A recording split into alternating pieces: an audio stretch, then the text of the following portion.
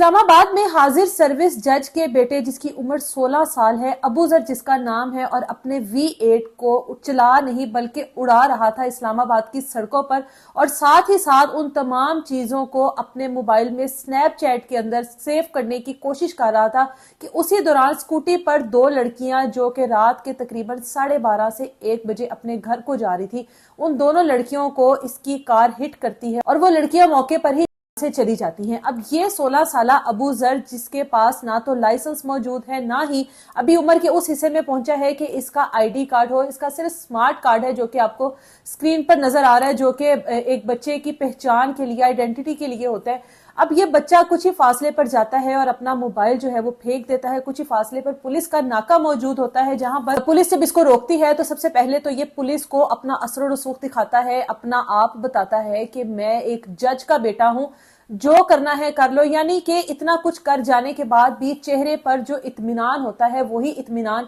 इसके चेहरे पे था।